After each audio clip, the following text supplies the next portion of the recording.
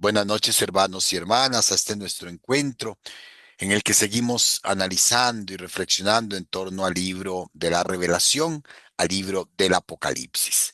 Vamos a invocar el Espíritu Santo para que sea Él el que nos ilumine, para que Él sea el que nos ayude realmente a comprender esta palabra que vamos a compartir en este día. En el nombre del Padre, del Hijo y del Espíritu Santo. Amén. Te alabamos y te bendecimos, Señor del cielo y de la tierra, por tu infinita bondad y tu misericordia. Te damos gracias por todos los favores y beneficios que recibimos de tus manos. Te damos gracias por el don de la vida. Te damos gracias porque nos permite reunirnos en tu nombre para escuchar tu palabra. Te pedimos, Señor, que tu Espíritu Santo ilumine nuestro corazón, nuestro entendimiento, para que podamos comprender esta palabra que has querido revelar a toda la iglesia a través de San Juan en el Apocalipsis. Que María Santísima, que San Juan Evangelista, que los santos mártires intercedan por todos y cada uno de nosotros para que esta palabra ilumine realmente nuestra vida y produzca fruto abundante en todos y cada uno de nosotros.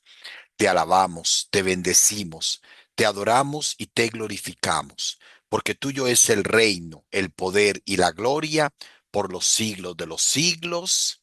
Amén. Amén. Bueno, de nuevo muy buenas noches a todos y bienvenidos. Recordemos que estamos ya en la segunda parte del Apocalipsis que nuestras Biblias califican como las visiones proféticas. Estas visiones proféticas empiezan con el capítulo 4 y el capítulo 5 que analizábamos anteriormente, en donde se nos presentan dos grandes personajes del Apocalipsis. En una palabra, Dios, que en el capítulo 4 se manifiesta como el Dios todopoderoso que se reveló a los profetas y al pueblo de Israel a través de grandes teofanías, el Dios sentado en el trono, rodeado de la corte celestial, el Dios a quien todas las criaturas alaban, glorificándolo. El Dios que tenía un libro en la mano que nadie podía leer. El capítulo 5 nos presenta al Cordero degollado, pero vivo, que representa a Cristo, muerto y resucitado, que es el único que puede eh, tomar el libro y abrir sus sellos. Porque como dice el mismo cántico, porque eres digno de tomar el libro y abrir sus sellos, porque fuiste degollado y por tu sangre compraste para Dios hombres de toda raza, lengua, pueblo y nación. Jesucristo, al ser el Salvador, Jesucristo, al ser aquel que ha dado su vida por nosotros, es el único capaz de revelarnos el plan salvífico de Dios. Es el único capaz de dar sentido a la historia. Y entonces, a partir del capítulo 6, vamos a tener el primer septenario. El capítulo 6 nos habla de que el Cordero comienza a despegar los sellos. ¿Se acuerdan que Juan en el capítulo 5, 4 lloraba porque no había nadie digno de abrir el libro, de romper los sellos para poder leer el libro? Decíamos que el libro se trata de un rollo que contenía el sentido, que contiene el sentido de la historia y que estaba rodeado de 7 sellos, que nadie podía romper hasta que llega el Cordero. El Cordero va a ir desenrollando, quitando, perdón, cada sello, inmediatamente va a haber una visión. Ahora, para poder entender esta parte del Apocalipsis, tenemos que recordar varias partes del Antiguo Testamento que son fundamentales y de la misma apocalíptica. Recuerden que les he venido insistiendo que la matriz para poder entender el libro del Apocalipsis es el Antiguo Testamento. Solamente por referencia al Antiguo Testamento somos capaces de comprender realmente lo que el Apocalipsis quiere darnos a entender. Y en el Antiguo Testamento, sobre todo en los profetas, existía la amenaza, que podría ser un género literario, una forma de hablar los profetas o de escribir a la hora de redactar. ¿En qué consiste la amenaza? Sobre todo los profetas amenazaban al pueblo de Israel, al Israel infiel, no al Israel fiel, al Israel que se había alejado de la alianza, lo amenazaban, lo amenazaba con castigos, lo amenazaban con pestes, lo amenazaban con guerras, lo amenazaban con invasiones, para ver si el pueblo recurría nuevamente a Dios.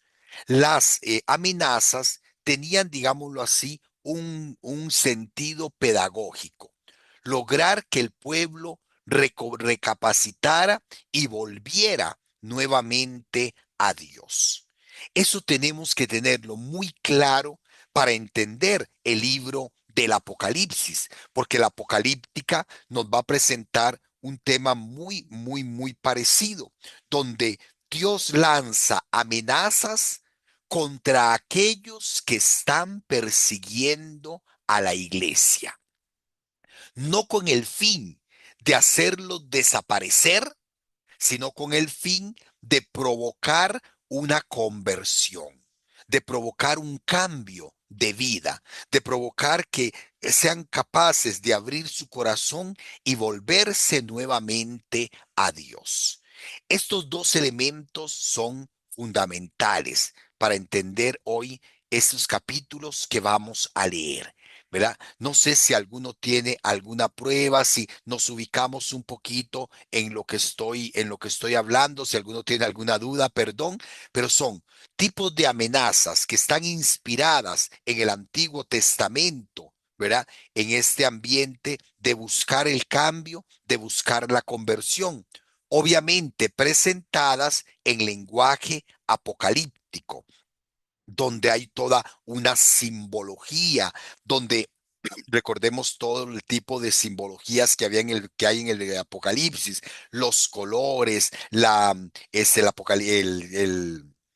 simbolismo cromático, el simbolismo aritmético, numérico, el simbolismo de los animales, el simbolismo de las mismas personas, en fin, todo el simbolismo cósmico, perdón, los cuatro grandes simbolismos del Apocalipsis. Ahora sí, aquí empezamos ya y tenemos que tener presente todos esos elementos para no perdernos, para no malentender y, ¿verdad? Y si hay alguna duda o algo, con mucho gusto, por favor, la pueden hacer para entonces que podamos captar cuál es el mensaje que el Señor nos quiere dar hoy.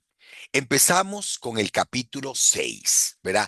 Del capítulo 6 al capítulo 8, al primer versículo del capítulo 8, vamos a tener el primer septenario, es decir, la primera serie de 7 elementos que en este caso son los 7 sellos que rodeaban el rollo, el libro que Dios da al Cordero por ser el único capaz de poder leer y a darnos a entender el sentido de la historia.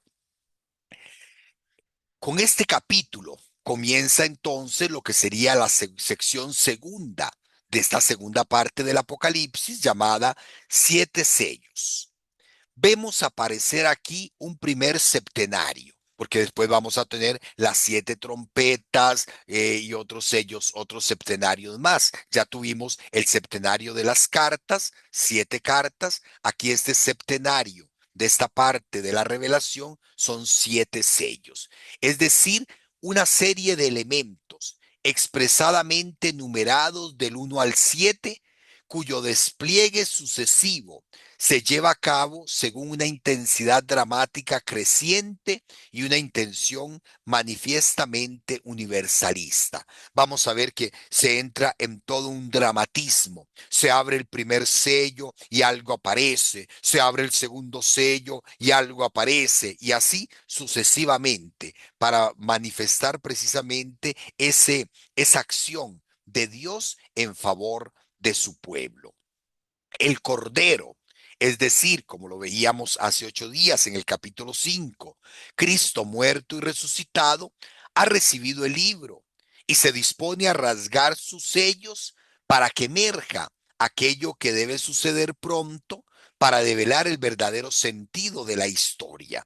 Recordemos ese elemento de aquello que debe suceder pronto. En la apocalíptica se juega con elementos del pasado, ¿verdad? Que se proyectan al presente, al futuro, para iluminar el presente.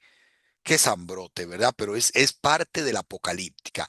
Elementos que ya sucedieron se proyectan al futuro, va a suceder para iluminar la realidad que estamos viviendo hoy. Por ejemplo, Cristo vencerá. Es un elemento que ya los cristianos conocemos, es del pasado, porque venció la muerte con su muerte y su resurrección. Se proyecta al futuro, vencerá definitivamente todas las fuerzas del mal. ¿Para qué? Para que en este momento la persecución que estemos viviendo, en la persecución que estamos viviendo, obtengamos la esperanza, la fortaleza y el consuelo. Pasado proyectado al futuro para iluminar el presente. ¿Ok? Y eso es lo que va a pasar con cada uno de estos sellos. El primer bloque, este bloque, esta sección forma un bloque unitario homogéneo. En ella se nos va a presentar una mirada a la situación de la humanidad, a la historia de los hombres. El simbolismo y la acción que nos presentan ayuda a expresar la situación real de la historia, amenazada cada vez más por la acción de la muerte promulgada por un imperio, en este caso Roma, que avanza en plena oposición al plan salvífico de Dios. Vamos a ver cómo se presenta este septenario como una amenaza al pueblo o al imperio que está persiguiendo a Dios. Perdón, que está persiguiendo al pueblo de Dios. Dice, dice la Biblia de Jerusalén, ¿verdad? Bueno, después lo leemos cuando veamos cada versículo. Ahora, el esquema es el mismo, por eso decimos que esta primera sección, estos primeros versículos forman una sección, ¿verdad? Hay una indicación temporal, todos van a empezar cuando se abrió el primero, segundo, tercero y cuarto sello, vamos a aparecer una voz.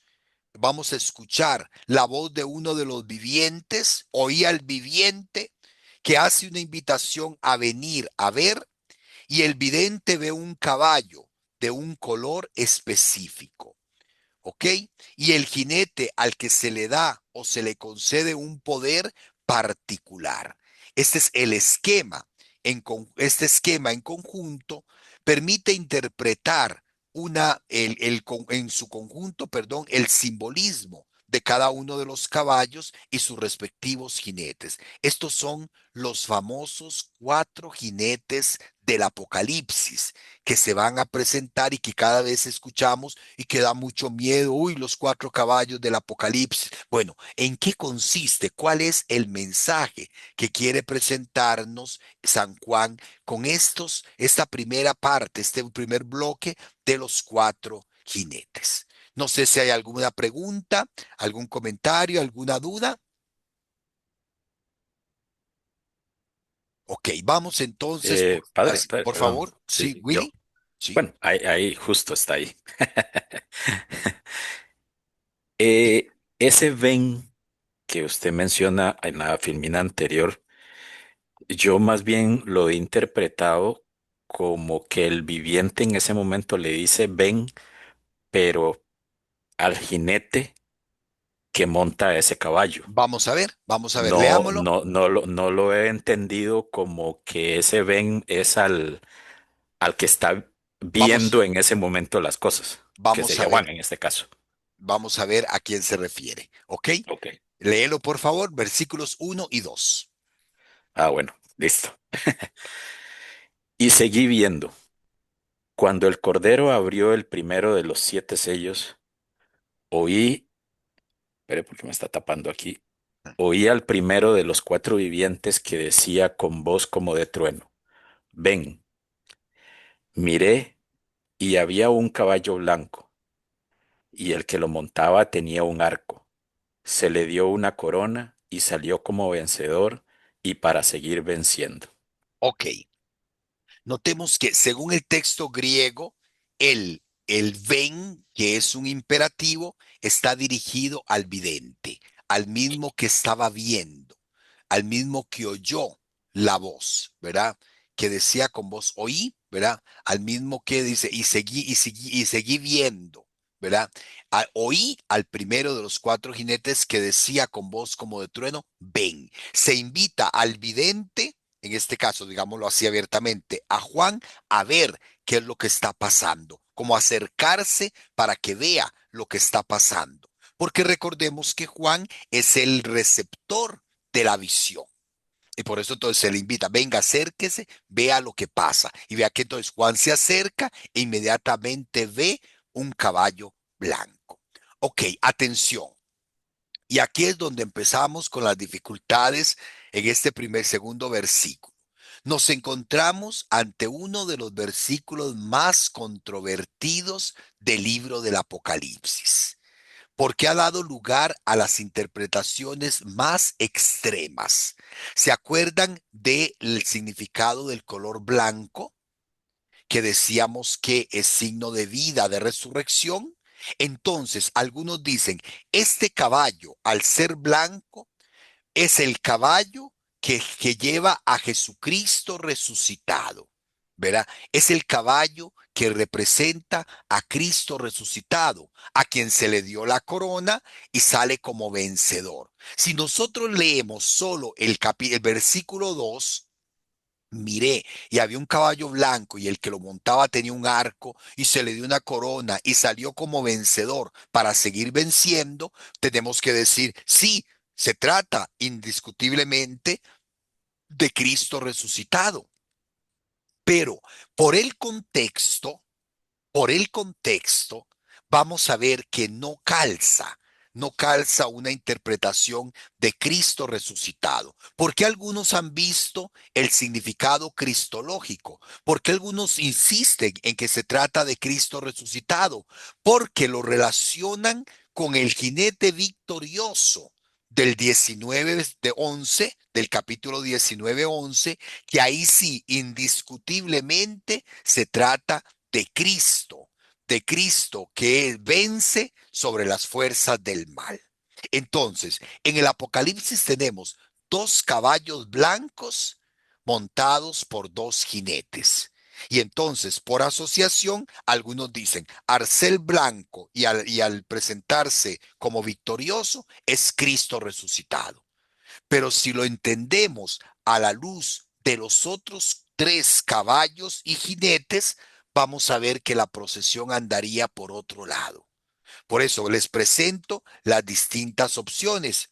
Esta victoria, a los que dicen que es Cristo resucitado, esta victoria se concretiza en el hecho de que los mismos enemigos del pueblo de Dios son castigados con la acción de otros 3 jinetes, causando daño a la humanidad. Busca su arrepentimiento a la manera de las grandes advertencias de los profetas del Antiguo Testamento. Es decir, que Cristo sale primero como diciendo, he vencido, y después vienen los otros 3 jinetes que representan las amenazas contra el pueblo de Israel. ¿Ok?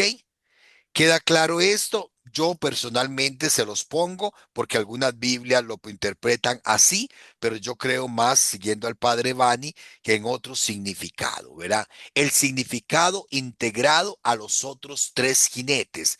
Los otros tres jinetes van a ser las amenazas, los castigos o las amenazas, perdón, con las que se le llama al imperio romano a buscar una conversión. Son tres amenazas dirigidas al imperio romano, que es el imperio que está dominando, que es el imperio que está persiguiendo. Y siguiendo la tradición del Antiguo Testamento, vamos a ver cómo esos cuatro jinetes pues hacen más referencia a estas amenazas, a esas amenazas que son los cuatro jinetes inspirados en el libro de Zacarías. Si ustedes buscan en el capítulo Zacarías del 1, 8, 10 y el 6 del 1 al 3, van a ver que se habla también de los cuatro jinetes. Ahora, entonces, ¿qué representa este jinete? Este jinete. Si seguimos en el contexto de los cuatro, la mención al caballo blanco y la mención a los arcos, hace pensar en la alusión a los guerreros del sur del mar Caspio, que la tradición griega llama partos, medas o persas, y que siempre fueron el dolor de cabeza del imperio romano, pues hasta el siglo primero nunca los pudieron vencer. El imperio romano quería extenderse y penetrar, digamos, lo que sería Asia Central. Pero al llegar al mar Caspio, ¿verdad? Eh, al llegar a las orillas del mar Caspio, se tenían que enfrentar a esos pueblos que nunca pudieron vencer. Y por eso entonces parece que esta alusión es como decirle al imperio romano: ustedes nos están persiguiendo, ustedes nos están, perdónenme la expresión, mangoneando la vida, jodiendo la existencia.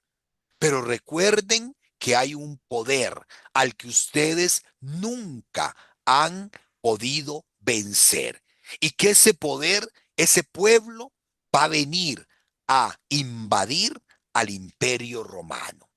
Si ustedes no se convierten, Dios va a hacer que este pueblo invada a Roma y la haga desaparecer.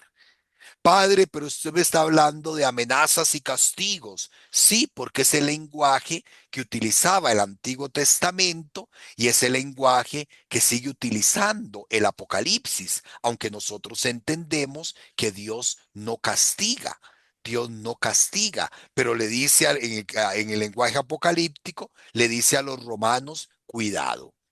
Ustedes se creen todopoderosos, ustedes se dan el lujo de perseguir al pueblo de Dios, pero acuérdense que ustedes también son débiles y tarde o temprano Dios va a enviar este caballo blanco que representan los ejércitos persas a invadir el imperio romano.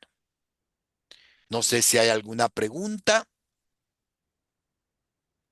Padre, Sí, por favor. una, una consulta. Esto que usted está mencionando de la persecución, bueno, y de Roma, y de todo este tema, ¿se dio antes, durante o después de esta visión? No, es lo que me habló, perdón, es que no me fijé. Sharon, Sharon, es lo que el pueblo está viviendo. ¿Ves? Es lo que el pueblo está viviendo. Es lo que, digamos, el pueblo está siendo perseguido. Recordemos que el objetivo primordial del Apocalipsis es consolar a la iglesia que está siendo perseguida por el imperio romano.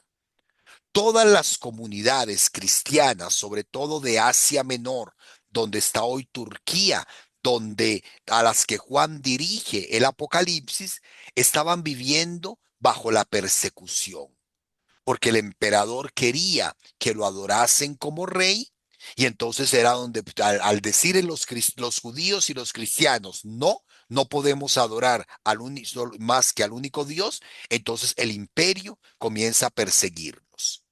Entonces podríamos decir que en el momento en que se escribe el Apocalipsis, en que Juan recibe esta visión, es cuando la comunidad está siendo perseguida.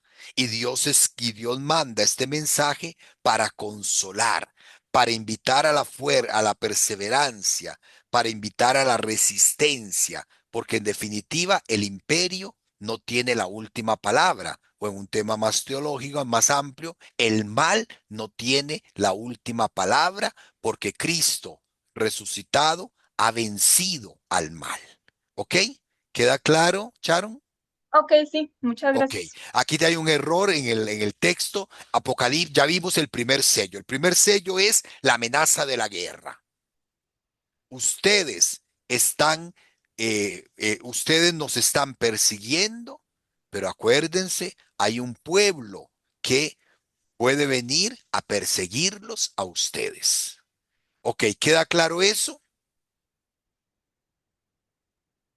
Sí, señor. Ok, Sharon, tal vez me lees capítulo 3 y 4. Ahí es Apocalipsis 6, 3 y 4, el segundo sello. Ok, el segundo Sí, sello. Ok, ok. Dice, cuando abrió el segundo sello, oí al segundo viviente que decía, ven. Entonces salió otro caballo, rojo. Al que lo montaba se le concedió quitar de la tierra la paz, para que se degollaran unos a otros. Se le dio una espada grande. atención. El, el primer caballo era blanco, con arcos, ¿verdad? Arcos de flechas. Este segundo caballo es rojo, ¿verdad? Y se le dio una espada grande. Atención, fijémonos primero, verá, en el color. Aparece como un caballo rojo y sobre su mano una espada grande, símbolo de la guerra civil y el asesinato, con lo que se quita la paz sobre toda la tierra. Se le concedió quitar la paz, quitar de la tierra la paz, ¿verdad? El mismo imperio, atención, elevado sobre el deseo de sangre y corona de triunfo, se vuelve historia infinita de matanza mutua. Este caballo jinete indica la violencia. Si el primero era la amenaza de la guerra, el segundo es, señores, Imperio Romano, vean la violencia, la inseguridad, la matanza que ustedes han producido en el mundo. Y no solo al interno, al externo, sino al interno. Cuando uno lee en la historia de Roma, se da cuenta que el imperio se construyó, ¿verdad? Y el momento más importante del imperio romano se construyó a través de la venganza, a través de la traición, a través de el asesinato de unos a otros. Era tanta la ambición de poder que vivían en una inseguridad que no confiaban ni siquiera en sus propias familias, en sus propios hijos, porque en cualquier momento el hijo podía asesinar al emperador para quedarse él en el poder. Entonces, se le recuerda al pueblo romano, se le recuerda al imperio, no solo que viven bajo la amenaza de la guerra por parte de los persas, el caballo blanco, sino que también la violencia y la guerra que han sembrado se ha vuelto contra ellos mismos. Por eso, para que se degollaran los unos a otros, se dio una espada grande. Entonces, ¿qué está diciendo en definitiva el Apocalipsis al Imperio Romano? Primero, ustedes están viviendo bajo la amenaza de la guerra. Ustedes están viviendo bajo una violencia que no solamente ha quitado la paz a los otros pueblos, sino que les ha hecho perder a ustedes también la paz. Entonces, vean que lo que está haciendo el Apocalipsis es amenazando al imperio romano con los mismos elementos que los profetas amenazaban al Israel infiel. Si no perseveran, si no cambian, pasará esto y esto y esto, decían los profetas, como decían también, como lo decía también las cartas de la primera parte del Apocalipsis. Conviértete porque si no, quitaré la lámpara que hay en ti. ¿Ok? Entonces vean que el segundo jinete habla entonces de violencia, la violencia producto de la guerra. Vamos al tercer jinete. ¿Alguno que lo lea, por favor? Yo, padre, Sí. cuando abrió el tercer sello, oí al tercer viviente que decía, ven, miré. Entonces y había un caballo negro. El que lo montaba tenía en la mano una balanza. Y oí como una voz en medio de los cuatro vivientes que decía, 1 litro de trigo por denario, 3 litros de cebada por denario, pero no cause daño al aceite y al vino. Qué difícil. ¿Cómo entender esto? Pues vean que no es tan difícil como parece. Primero fijémonos, ¿verdad? Primero fijémonos en el color. A pesar de las distintas interpretaciones, cada vez va tomando más peso la interpretación que ve en este tercer sello una referencia a la desigualdad y a la explotación social, producto de la injusticia de quienes controlan la actividad comercial de los pueblos. Roma era el que dirigía y controlaba absolutamente todo. Y vean que entonces en el imperio hay una balanza, que es la balanza, digamos, nosotros diríamos hoy una pesa o una romana, ¿verdad? Pero la balanza era lo que se utilizaba para las ventas. Entonces, por ejemplo, si uno iba a comprar un kilo de arroz, ponían una pelota de hierro que pesaba 1 kilo a un lado de la balanza y después ponían al otro lado la bolsa de arroz, iban echando o sacando arroz hasta que la balanza se nivelara y entonces eso indicaba que era 1 kilo de arroz. ¿Ok? Esa balanza hace referencia al comercio. Pero atención, porque hablamos de una explotación social. Primero, el color negro es una fuerza negativa. Se trata de algo negativo que invade a los hombres y está cargado de una negatividad fuerte. La balanza, ¿verdad? O mejor dicho, la parte que sostiene los dos platillos de la pesa en la mano del caballero indica el poder que tiene de hacer lo que quiera. Y vean qué es lo que hace. La orden está dada por que se debe golpear el precio del trigo y la cebada con un precio desproporcionado que obliga a los más necesitados a adquirir solo el pan de cebada. La mención del óleo y el vino, considerados bienes de lujo, no deben ser tocados, es decir, alterados sus precios, con lo que se viene a favorecer a las clases adineradas. Este tercer caballo, esta tercera amenaza, esta tercera constatación, habla de la injusticia social que se vivía en el imperio. ¿Por qué? Porque el trigo y la cebada, el trigo, ¿verdad? El trigo y la cebada son los alimentos de los pobres y un denario era el salario de un día. Entonces vean por qué se está tocando el arroz y los frijoles. Se le está poniendo más impuestos al arroz y los frijoles, que es lo que comen los pobres. Ah, pero el vino, el caviar, la langosta que comen los ricos, eso déjelo igual, eso no se toca. Como traduciendo esto en un lenguaje de nosotros hoy. Es la injusticia social que ha producido el imperio romano y que se les amenaza tarde o temprano, se volverá contra ustedes. Se volverá contra ustedes. Dice el padre Picasa, Juan explica el sinsentido de esta balanza infame que condena a muerte a los pobres. Una medida de trigo por un denario. Un denario es lo que gana un jornalero al día. Por un denario se compraba en tiempos normales hasta 12 medidas de trigo para el jornalero y su familia. O sea, por ejemplo, que en un día la persona podía comprar 12 kilos de trigo que podría alcanzar para la otra semana y con los otros denarios comprar más. En cambio, la nueva balanza del jinete del caballo negro les condena al hambre. Con un jornal solo se puede comprar una ración de trigo o 3 malas raciones de cebada, que sirve para 3 personas, pero son insuficientes para una familia numerosa. Ha subido el precio de forma asesina. Mueren de hambre los pobres. Mientras tanto, los alimentos caros, aceite y vino, llenan el mercado, pero estos están solo al alcance de los ricos.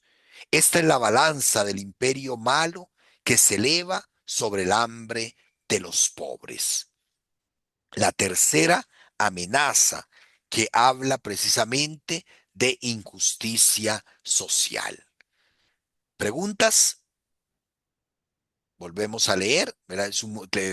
El caballo negro y el jinete, una balanza injusta. ¿Ok? Vamos con el cuarto sello. ¿Alguno que lo lea, por favor? Un gusto, padre. Yo, padre, Bueno, adelante, adelante, las damas primero. perdón. Cuando abrió el cuarto sello, oí la voz del cuarto viviente que decía, ven. Miré entonces y había un caballo verdoso. El que la montaba se llamaba Muerte, y el Hades le seguía. Se le dio poder sobre la cuarta parte de la tierra para matar con la espada, con el hambre, con la peste y con las fieras de la tierra. ¿Ok? Viene a ser el complemento de la guerra, viene a ser el complemento de la injusticia que mata a hambre a los demás. El color verde, el jinete, el cuarto jinete, representa a la peste que sucede después de la guerra, el color verdoso. Notemos, atención, que la acción destructora de los primeros jinetes no implica una destrucción total de toda la humanidad.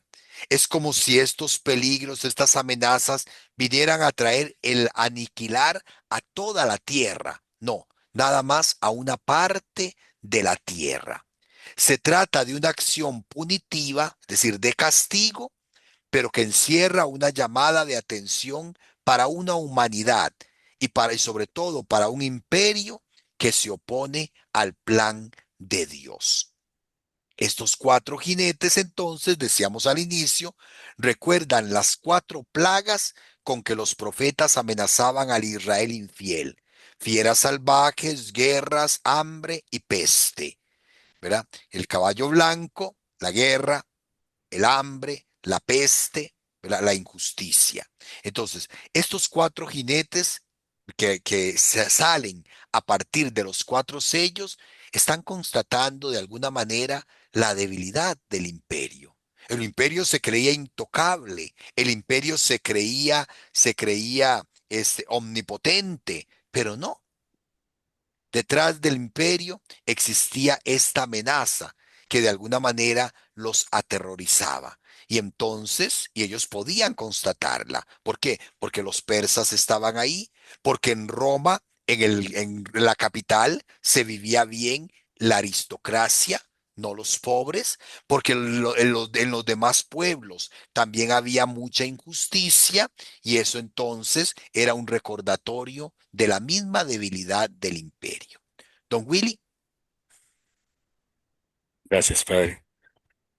Eh, Interesantísimo toda la explicación, mas no puedo evitar comparar eso, si bien es cierto, obviamente se basa en aquella época, en aquel momento de la historia, pero no puedo evitar compararlo con el día de hoy. mira, exacto, Willy.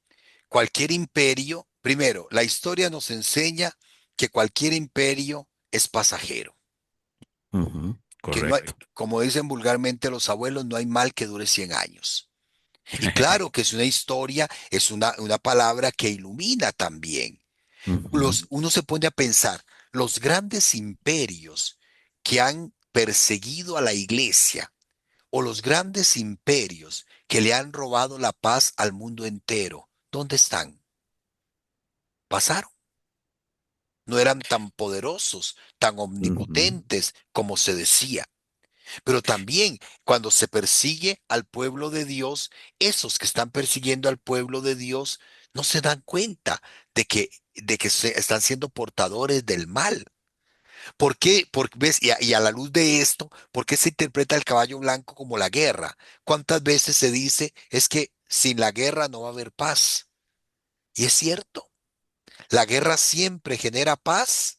No necesariamente. no, No.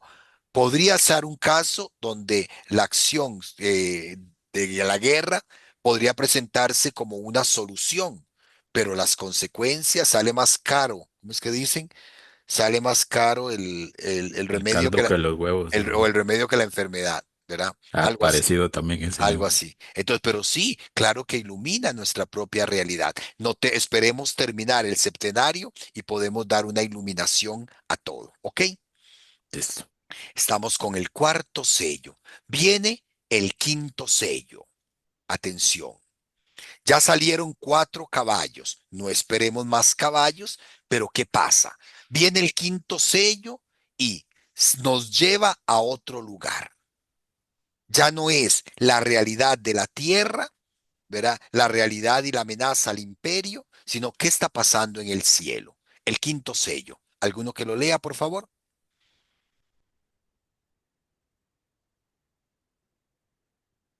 Yo, padre. Por favor, Jackie. Cuando abrió el quinto sello, vi debajo del altar las almas de los degollados a causa de la palabra de Dios y del testimonio que mantuvieron. Se pusieron a gritar con fuerte voz: ¿Hasta cuándo, dueño santo y veraz, vas a estar sin hacer justicia, sin tomar venganza por nuestra sangre de los habitantes de la tierra? Entonces se le dio a cada uno un vestido blanco y se les dijo que esperasen todavía un poco, hasta que se completara el número de sus consiervos y hermanos que iban a ser muertos como ellos. Atención. Notemos que de las amenazas de los caballos, el quinto sello tiene un simbolismo diferente. Aquí ya no aparecen caballos, sino que el vidente puede observar las almas de los mártires, las almas de los que fueron asesinados a causa de la palabra. En el versículo 9 nos encontramos entonces en el salón del trono con los ancianos, los vivientes, todo lo que nos había enseñado los que el capítulo anterior, el 4 y el 5. Los vivientes rodeando el trono del que estaba sentado y al cordero. Y ahora hace mención de un altar. En el templo de Jerusalén habían 2 altares, el altar de los sacrificios para matar y quemar las víctimas y el otro altar que era el de ofrecer los inciensos para las ofrendas de los perfumes tan importantes en el culto tardío, en el culto de tiempo de Jesús, para las ofrendas de incienso que entraban a ofrecer. Es posible que el Apocalipsis no distinga de esos altares. En el templo de Dios hay un solo trono y ante el trono un altar, desde cuya base, y vean qué curioso, están allí. Las almas de los santos, de los mártires, no están en la tierra, no están en el Hades, no están en el lugar de los muertos, como creían los judíos, ¿verdad? Las almas están allí, ¿verdad? En la base del altar gritan a Dios la sangre de los degollados por la violencia humana que Dios debe superar. Es como el grito, como la sangre de Adán, de Abel, que clamaba justicia en el Éxodo. Perdón, en el Génesis. Aquí es la sangre de los justos, ¿verdad? Que gritan, ¿hasta cuándo? Dios santo y veraz, vas a estar sin hacer justicia. ¿Hasta cuándo van a seguir persiguiéndonos? El grito que aquí en el cielo lo elevan las almas de los mártires, pero es el grito que aquí en la tierra todos elevamos también. ¿Hasta cuándo, Señor? ¿Verdad? Como el salmista que dice, ¿hasta cuándo, Señor, seguirás olvidándonos? ¿Hasta cuándo, Señor, va a triunfar el enemigo? Y entonces, ¿qué hace Dios? ¿Verdad? Ante el grito, ante esa voz, el grito de los mártires que se encuentran junto a Dios, refleja el grito de venganza que reclama el ejercicio del poder de Dios. Estas palabras de venganza son eco de las palabras que encontramos en el Antiguo Testamento, Deuteronomio, Reyes, ya les mencioné, Génesis, Salmos.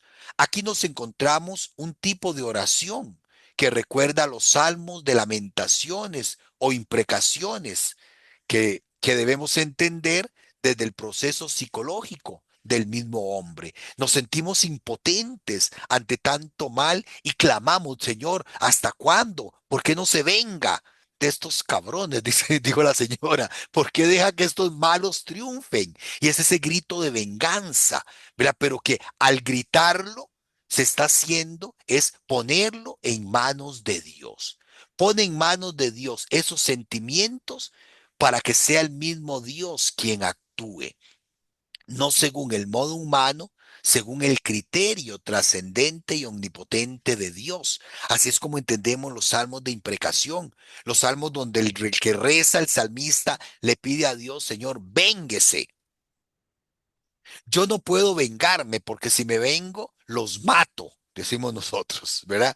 Mejor, Señor, vengues, tome venganza usted, porque la forma de tomar venganza de Dios es distinta. Entonces, cuando nosotros oramos,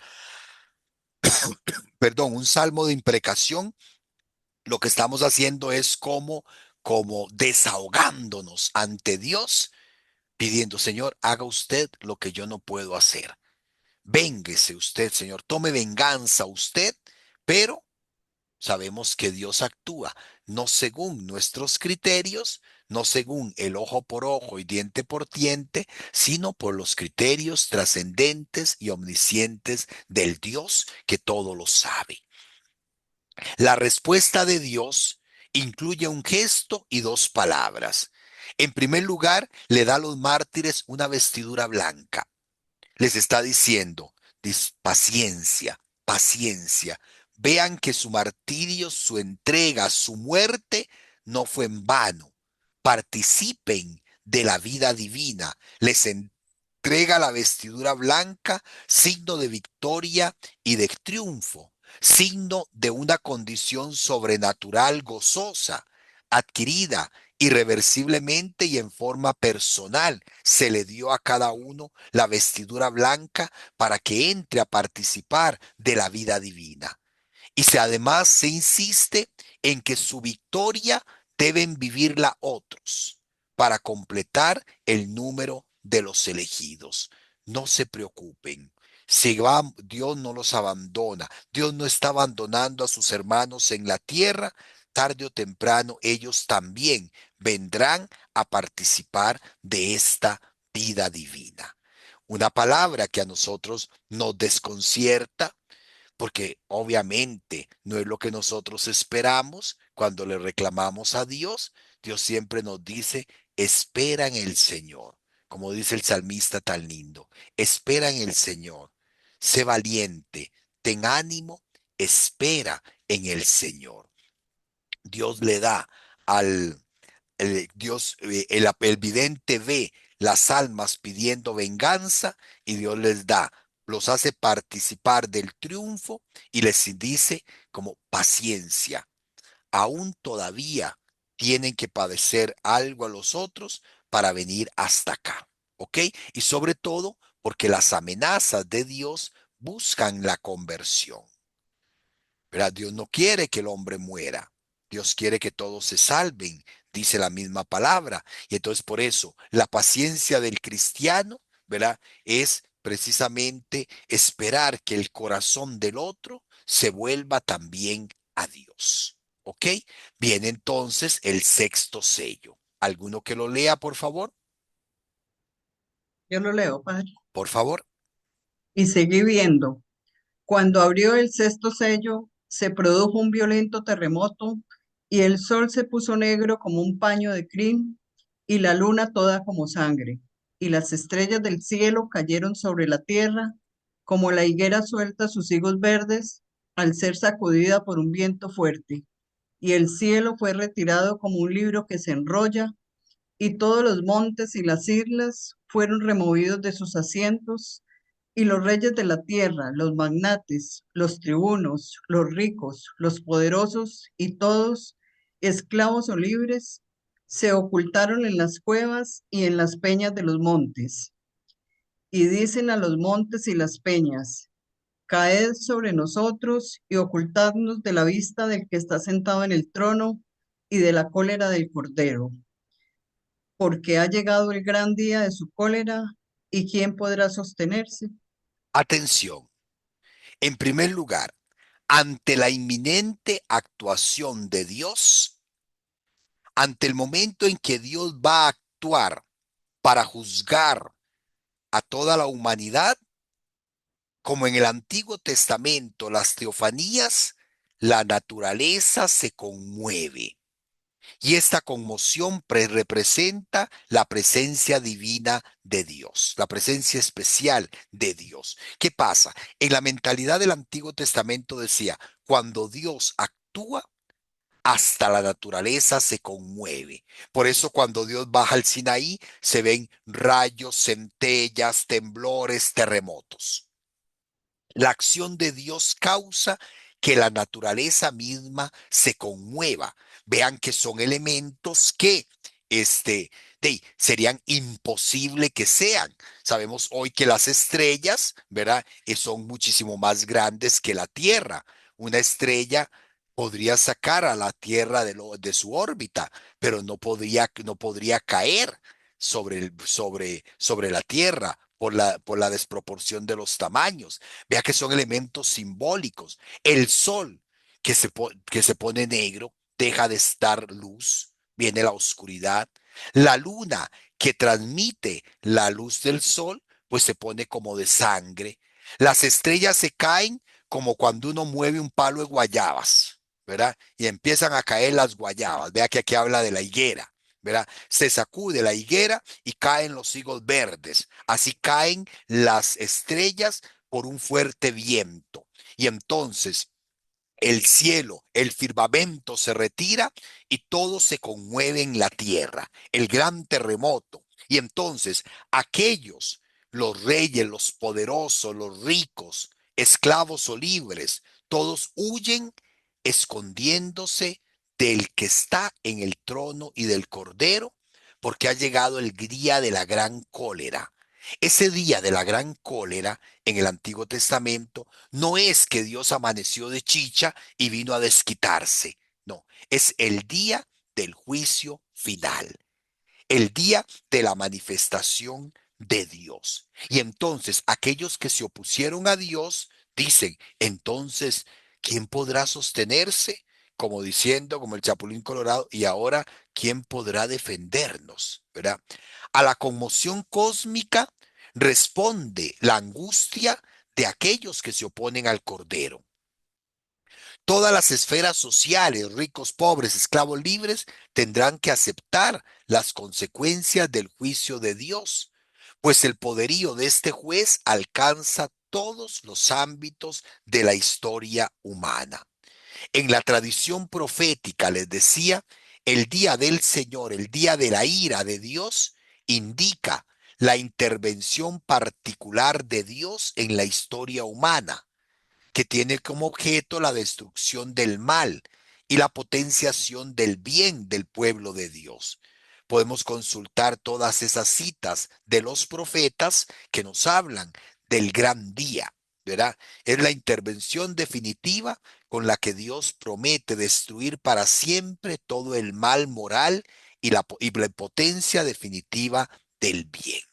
Entonces, Dios va a actuar, la tierra tiembla, la naturaleza se estremece porque Dios va a actuar y los enemigos de Dios huyen a esconderse de esa acción punitiva de Dios. Pero antes viene el séptimo sello. ¿Qué pasa con el séptimo sello? Antes de abrirse el séptimo sello, se da un interludio, es decir, como un espacio, un momento, un pasaje escénico que sirve para dividir dos momentos fundamentales de la trama narrativa y dramática del Apocalipsis. Esto es como una anticipación, se llama en gramática una prolepsis, que es decir, una anticipación de aquello que será la meta de la historia y del Apocalipsis. Los santos van a ser preservados de la destrucción que afectará al mal. Porque oigan lo que sigue. Leamos. Después del sexto sello, viene capítulo 7, que dice, ¿alguno que lo lea? Ya, padre. Con- Por favor. Después de esto, vi a cuatro ángeles de pie en los cuatro extremos de la tierra, que sujetaban los cuatro vientos de la tierra para que no soplara el viento ni sobre la tierra, ni sobre el mar, ni sobre ningún árbol. Ok, entramos en un momento de paz. Con la imagen mitológica de los cuatro ángeles que sostienen los cuatro vientos de la tierra, se introduce un tiempo de paz, de bonanza para los elegidos de Dios. El viento estaba haciendo que las estrellas cayeran, que todo se conmoviera en el besello anterior. Sin embargo, ahora se pide a los vientos que no soplen. ¿Que no soplen para qué? Y viene lo otro, versículo 2, Yo, por favor. padre. Sí, por favor. Luego vi a otro ángel que subía del oriente y tenía el sello de Dios vivo, y gritó con fuerte voz a los cuatro ángeles a quienes se había encomendado causar daño a la tierra y al mar. No causes daño ni a la tierra, ni al mar, ni a los árboles, hasta que marquemos con el sello la frente de los siervos de nuestro Dios. Atención. La bonanza pretende salvar de los efectos punitivos de la acción divina a los justos. Así como Israel se salvó en Egipto cuando pasó el ángel exterminador por la marca de la sangre, así también se le pide, ¿verdad? Se dice que se va a marcar en la frente a los siervos de Dios para que no sufran el daño que van a sufrir quienes se opusieron a Dios. Esta acción nos recuerda que el nuevo pueblo de los elegidos toma el papel que antiguamente tenía Israel en el Éxodo y nos recuerda la marca que en la visión también profética de Ezequiel Dios manda a poner sobre los elegidos. La letra Tau o la letra T del alfabeto griego en el libro de Ezequiel es la marca que Dios pone sobre los elegidos. Entonces, antes de que suceda el juicio final, de que suceda la destrucción de los enemigos, Dios manda, ¿verdad?, a marcar a los elegidos. ¿Para qué? Para que no sufran las consecuencias de la ira divina. Y viene el versículo 4 y oí el número de los marcados con el sello. 144,000 de todas las tribus de los hijos de Israel. Y recordamos el simbolismo aritmético, con que el número de los elegidos es exagerado, pues representa la multiplicación del número 12 por sí mismo. 12 por 12, ¿verdad? 12 tribus de Israel y los 12 apóstoles, 144, multiplicado por 1000, que es el número de la totalidad máxima a los ojos de Dios y representaría plenitud. La cifra de 144,000 es la representación ideal del pueblo de Dios. Todos los que en el Antiguo Testamento aceptaron a Dios y todos los que en el Nuevo Testamento aceptaron a Jesucristo el Señor serán marcados para no sufrir ¿verdad? Las consecuencias de la destrucción. Vea que entonces se presenta a los que lleguen al cielo, a los elegidos, como el nuevo pueblo de Israel, el nuevo Israel que ha sido marcado, ¿verdad? Por en manos de los ángeles con el signo de Dios, con el sello de Dios. Viene entonces ahora la descripción. ¿Alguno que lo lea, por favor, Willy, tal vez? Con gusto. De la tribu de Judá, 12,000 sellados. De la tribu de Rubén, 12,000. De la tribu de Gad, 12,000. De la tribu de Aser, 12,000. De la tribu de Neftalí, 12,000. De la tribu de Manasés, 12,000. De la tribu de Simeón, 12,000. De la tribu de Leví, 12,000. De la tribu de Isaacar, 12,000. De la tribu de Zabulón, 12,000. De la tribu de José, 12,000. De la tribu de Benjamín, 12,000 sellados. Ok, entonces vean que se está hablando del Israel, ¿verdad? La mención de las 12 tribus de Israel tiene una característica especial. La lista de las 12 tribus aparece muchas veces en la Biblia, ¿verdad? Aparece unas 30 veces y se presenta con arreglos diferentes. Pero esta lista que hace Juan no corresponde a ninguna de las listas utilizadas en el Antiguo Testamento. Juan se atreve a cambiar la lista de las tribus con una intención especial. Primero se habla de la tribu de Judá, que en las listas oficiales no era la primera, porque Judá no era el hijo mayor, ¿verdad? Quizás aquí Juan lo pone por hacer referencia al origen del Mesías. Se omite la tribu de Dan, que en tiempos de Jesucristo la zona de Dan tenía reputación idolátrica y la tradición judía que consideraba que el príncipe de Dan era el diablo. Entonces, esa tribu que siempre se caracterizó por ser idolátrica no se menciona en esta lista. Después de Judá se pone Rubén, que era el primero de los hijos de Jacob.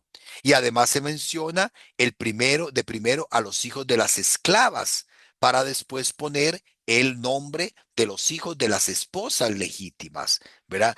Vean que se menciona Judá, Rubén y después Gad y Aser, que no eran de hijos de esposas legítimas. Lo importante es que se trata de una increíble audacia teológica con la que Juan reinterpreta de una forma radicalmente nueva los orígenes del pueblo de Dios. Lo que le interesa a Juan no es el Israel según la carne, sino un Israel totalmente nuevo, en donde los hijos de las esclavas tienen tanta dignidad como el hijo de las legítimas. Es un Israel ideal. Es el nuevo Israel que no se basa ya en sangre, sino en la gracia de Dios. Pero atención, alguien podría decirme, bueno, padre, pero esos 44,000 eran de las tribus de Israel. Nosotros no somos de las tribus de Israel. Pero atención, viene después el versículo 9. ¿Qué dice el versículo 9? Lo leo, padre. Por favor.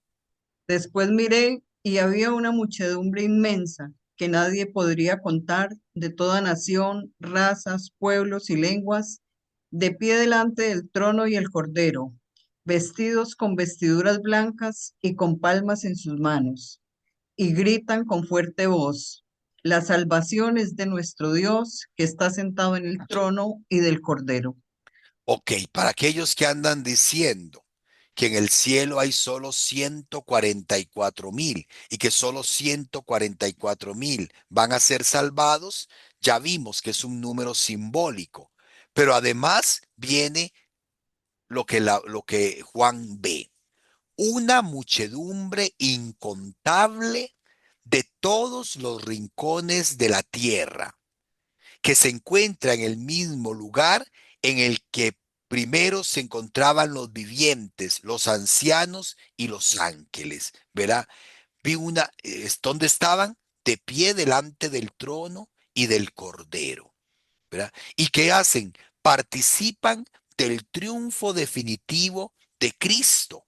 ¿Por qué? Porque tienen vestidura blanca y palma, que es símbolo de la corona. Así, el lamento inicial con el que gritaban a Dios, aquí se transforma en un grito de alabanza ante el Cordero y el trono. Vean cómo el Apocalipsis da este intermedio, ¿verdad? Ante la acción de Dios y después de decir que Dios marca a sus elegidos, ¿para qué los marca?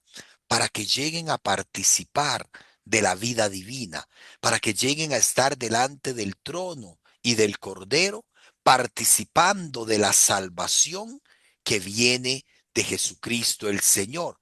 Porque viene entonces, ¿verdad? ¿Qué están haciendo esta muchedumbre? Están junto con los ángeles y los vivientes alabando a Dios. ¿Y qué dicen esos vivientes? ¿Alguno que lo lea?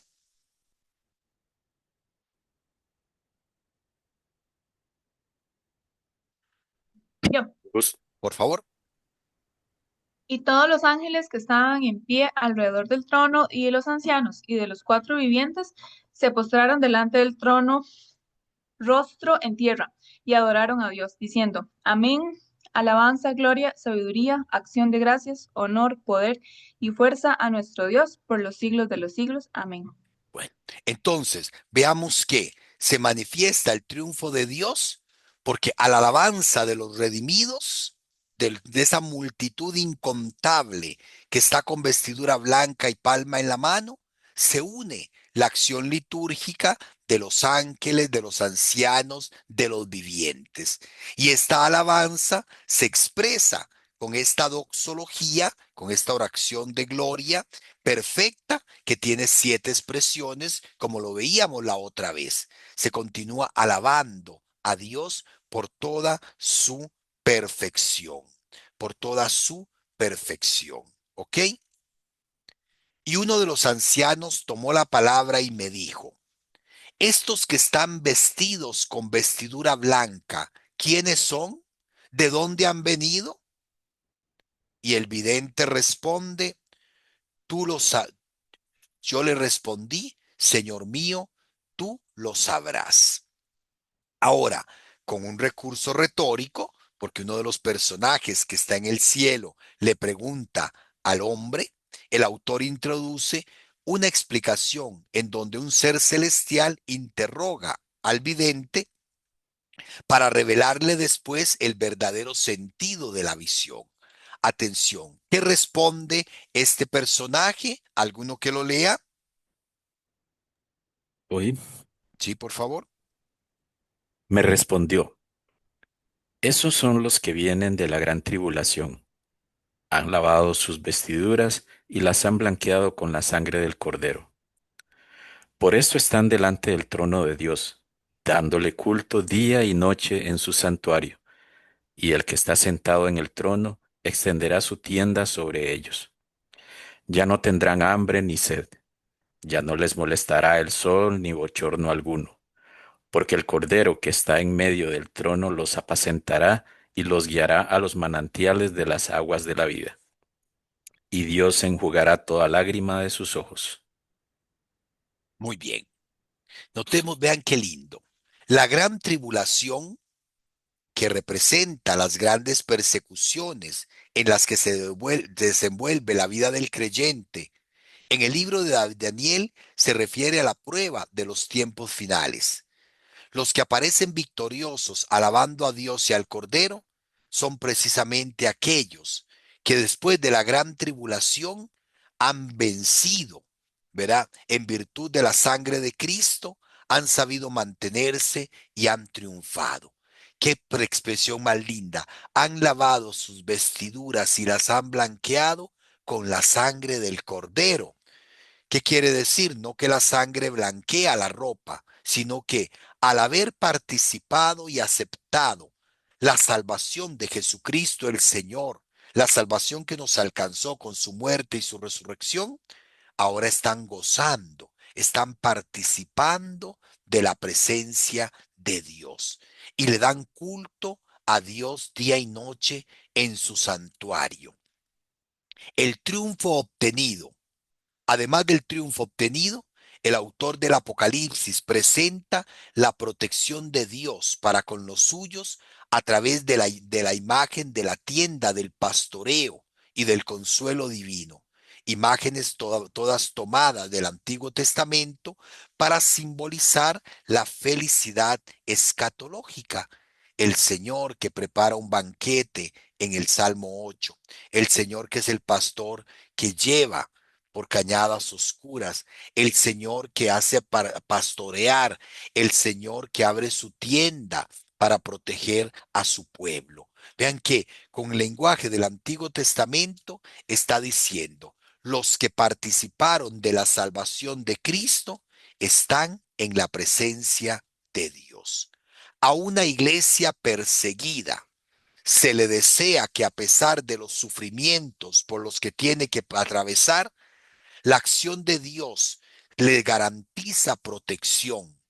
Y así como la comunidad judía celebraba la fiesta de las tiendas, Sukkot, la fiesta de la presencia y la compañía de Dios en el pueblo, en el desierto, perdón, así también en el cielo, la misma comunidad participará de la liturgia celeste, porque hace referencia a las tiendas, ¿verdad?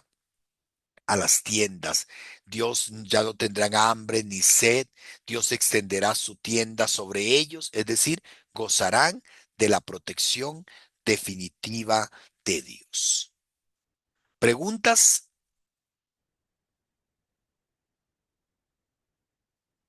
Perdón. Padre, yo la verdad es que sí tengo dudas. Ajá, tranquila.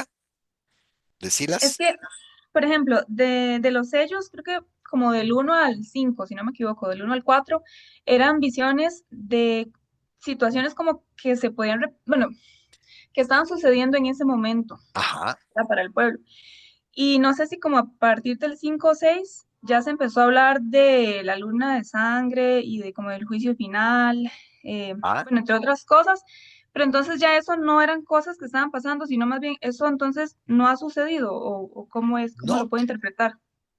Mira, recordemos que se trata de cosas, bueno, cosas que estaban sucediendo, las persecuciones, y entonces se hace un interludio, se hace ¿cómo diríamos nosotros? Como un descanso. Están pasando esto, pero ante esta situación que está causando sufrimiento y persecución a la iglesia, ¿qué va a pasar? Y entonces ya se ve el cielo. Se ve que los sufrimientos no fueron en vano, que las persecuciones, que incluso la muerte no fue en vano, porque los que murieron a causa de la palabra, los que murieron dando su vida por Cristo, participarán de la vida de Dios. ¿Ok? Entonces vean que es una forma muy curiosa y cuesta entender de consolar. Estamos viviendo esto, estamos viviendo la guerra, la injusticia social, la injusticia económica, las pestes, todo lo que ataca al pueblo de Dios. Se les presenta como amenaza al pueblo, al imperio romano, pero se les dice que Dios protegerá a los suyos. No sé si me di a entender o te lo enredé más. No, no, sí, sí, sí, sí, sí entendí. Entonces, por ejemplo, es que y la gente también se inventa muchas cosas y yo he escuchado, no sé, que por ejemplo, cuando la luna se ponga roja ya se va a acabar el mundo. Sí, ahora, En- perdón, son elementos simbólicos. Ajá. ¿Qué significaba eso del sol, la luna y las estrellas? Vea, es que en el Antiguo Testamento, cuando Dios actúa, la naturaleza se conmueve. Por Ujú. eso hay temblores, hay huracanes. ¿Qué dice San Mateo? ¿Qué pasó cuando murió Cristo? ¿Algunos recuerdan el Evangelio de Mateo? ¿Qué pasó cuando Cristo murió? Tembló. Que tembló y Tembló, llovió Tembló, fuertes el lluvias y velo llovió, vientos. del templo se se rasgó, rasgó. se abrieron las tumbas y los muertos salieron, en fin, la naturaleza se conmueve.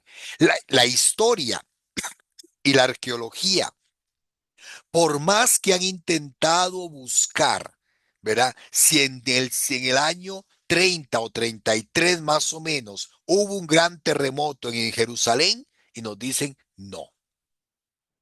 Se pueden datar otros terremotos en la zona, pero en el año de la pasión de Jesús no. Ah, entonces la Biblia está mintiendo. No, es que la Biblia lo está expresando, el acontecimiento de Cristo como una manifestación de Dios. Y cuando Dios actúa, la naturaleza se conmueve. Cuando Dios actúa, cuando el Padre actúa resucitando a Jesucristo, la naturaleza se conmueve. ¿Cómo dice eso? Hubo terremotos, relámpagos, lluvia, es lo que pasa en las teofanías. Y eso es lo que utiliza el evangelio, el Apocalipsis, para decir, Dios va a intervenir. Y entonces, como es una intervención directa de Dios, de la naturaleza tiene que conmoverse. El sol se oscurece, la luna se pone roja, las estrellas caen como guayabas verdes cuando sacude uno el árbol, ¿verdad? Son elementos para decir, son simbolismos para decir, Dios va a actuar. Como cuando estás pasando, Sharon, muchos problemas y alguien llega y te dice, Sharon, confía en Dios. Tarde o temprano, Dios va a actuar. Y Ujú. entonces, ¿cómo lo presenta el Apocalipsis? Diciéndonos, bueno, presentándonos que los que murieron, los que nosotros lloramos como difuntos que murieron a causa de Cristo, sus almas están nada más y nada menos que delante del trono del Cordero, debajo del altar. Y vea que hablan, porque gritan, hablan con Dios, le piden a Dios que actúe. Dios los premia con la vestidura blanca, que es la salvación, y les dice, ten un momento, todavía no, muchos más tienen que llegar acá, ¿ok? Sí, perfecto, muchas gracias. ¿Ok? Y viene entonces el capítulo 8, ¿verdad? El capítulo 8, perdón, que ¿qué hace? ¿Verdad? Termina la, pri- la primera, el primer septenario y abre el segundo septenario. Porque el capítulo 8 comienza cuando el Cordero abrió el séptimo sello, se hizo silencio en el cielo, como de una media hora. Y empiezan entonces, ¿verdad? A sonar las trompetas, a sonar las trompetas. Entonces, el séptimo elemento nos habla de otro septenario. Y la próxima lección, pues entraríamos a estudiar este capítulo 8, ¿verdad? Cuando vamos a ver los 7 ángeles que suenan las 7 trompetas. ¿Ok? Entonces ya no son caballos ni nada, sino ahora van a ser 7 ángeles que suenan 7 trompetas, ¿verdad? Y el séptimo sello hace que se abran los 7 o que se empiecen las 7 trompetas. Willy. Es con respecto a lo que le comentaba antes, con Ajá. respecto Jinetes. a los cuatro jinetes. Bueno, ya aquí obviamente vimos la totalidad de los sellos. Pero sí, como le decía, no puedo evitar traer todo eso a la realidad, a hoy, con respecto a todo lo que obviamente también ocurre. Ujú, Eh, bueno, el caballo rojo, obviamente que representa la guerra. Vemos eso hoy en día ocurriendo. Y no me refiero a esa guerra o a las guerras bélicas, digamos, como lo que ujú, sucede en Ucrania ¿verdad? O en Oriente, sino esa misma guerra que vivimos hoy en día, incluso acá mismo, lo vemos en Cartago, ¿verdad? ujú, Cómo vivimos nosotros mismos en en una situación donde vemos y día con día muertes, eh, violencia. violencia, ¿verdad? Violencia en las calles. Ya cuando vas conduciendo, ya mejor ir con la ventanita bien cerradita porque ya usted no sabe si le dice algo al animalito que se brincó un alto, ¿verdad? Sí. Mm, Perdón, con el perdón de los animalitos, ¿verdad? No sabes cómo va a reaccionar esa persona porque hemos visto de ese tipo de reacciones. ujú, sí. Vemos el asunto del caballo negro que representa a eso que usted comentaba, la desigualdad social, a todos Ujú, esos sí. problemas sociales que vivimos hoy en día, el hambre Ujú, que obviamente vemos también en diferentes partes del mundo ocurriendo, la muerte, ajá, obviamente, y todo eso que ocurre hoy en día también por esas diferentes guerras y demás. eh, y existe sí. hoy ya uno lo percibe y ve Ujú, que incluso contra la misma iglesia existe precisamente una persecución muy fuerte ah, con diferentes, o sea, con diferentes propósitos, que sí. obviamente lo que llevan el propósito que lleva a eso es debilitar la fe, Ujú, debilitar el creer en Dios y que al final de cuentas se ha logrado de diferentes formas, ujú, porque al final hemos visto que el ataque principal se ha dado sobre ajá, la familia que es la base de toda sociedad, es la que hoy en día se ha visto destruida utilizando diferentes medios, ajá, sí. obviamente diferentes formas para lograrlo, Ujú, y eso al final obviamente trae consigo pues esa falta de formación por parte de jóvenes o de muchos con respecto a lo que es la fe ujú, y la creencia obviamente en Dios. Entonces, por eso cuando veía y leía todo esto y usted daba las explicaciones, no podía yo evitar al sí, final sí. traer Ahora, todo eso claro a que sí. nuestra realidad. Es palabra que ilumina. Ahora, atención, es palabra que ilumina, pero que no nos está indicando tampoco que estamos en el momento final. No, Porque no, vean no, que, no, por exacto, sí, supuesto. porque no, hay mucha gente que dice, padre, es que hoy hay guerras, hoy hay hambre, hoy hay pestes, hoy hay esto y lo otro, ya el Señor viene. Hermanos, la historia de la humanidad se ha desarrollado así. Si nosotros comparáramos, por ejemplo, eh, la Edad Media o antes de la Edad Media, ¿verdad? Con nuestra época, nosotros más bien vivimos en una época de paz, a pesar del montón de guerras que hay. Pero recordemos que antes había más guerra. Hoy tenemos, por ejemplo, una Europa unida. Hace muchos años era una Europa en guerra. Hoy tenemos una América Latina que sí que hay brotes de violencia, pero prácticamente vivimos una época, entre comillas, de paz, si entendemos la paz como ausencia de guerra, obviamente. Si vamos a lo más profundo, que es lo que el Apocalipsis nos habla, pues sabemos que estamos mal, porque no hay, hay desigualdad, hay injusticia y todo esto. Pero bueno, lo importante es que en medio, digamos, a la iglesia que está perseguida y está viviendo aquello, se le da un mensaje de confianza y esperanza, que es lo mismo que sucede hoy para con nosotros. Claro que nos asusta tanta violencia, tanta situación, tanta persecución, antes muy solapada, ahora muy directa contra la iglesia, ¿verdad? O contra las iglesias en general, ¿verdad? Pero bueno, ¿y a esto qué? ¿Qué nos dice el Señor? Pues el mismo mensaje: perseveren, no tengan, no se desesperen, tengan fe, tengan confianza, porque ya hubo uno que venció el mal y tarde o temprano nosotros participaremos del triunfo de ese que venció el mal en su cruz, el cordero degollado, pero vivo, de pie. Entonces el Apocalipsis Amén. sigue invitándonos a la confianza. Sigue Exactamente. confiándonos a a confiar en la bondad y la presencia de Dios. Bueno, hermanos, la situación está así. Para de hoy en ocho, bueno, la próxima semana, si Dios lo permite, este, yo voy a estar de vacaciones con mi familia. Todo depende de lo que me diga el médico. He pasado un poco enfermo. Desde el sábado pasado he pasado con una diverticulitis y he perdido mucha sangre.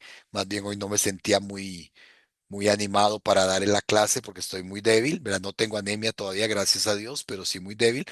Pero sin embargo, yo en 8 días, como estoy de vacaciones, todavía no sé si voy a poder dar la lección o no, porque depende del lunes, cuando llegue, que yo pueda revisar la calidad del internet.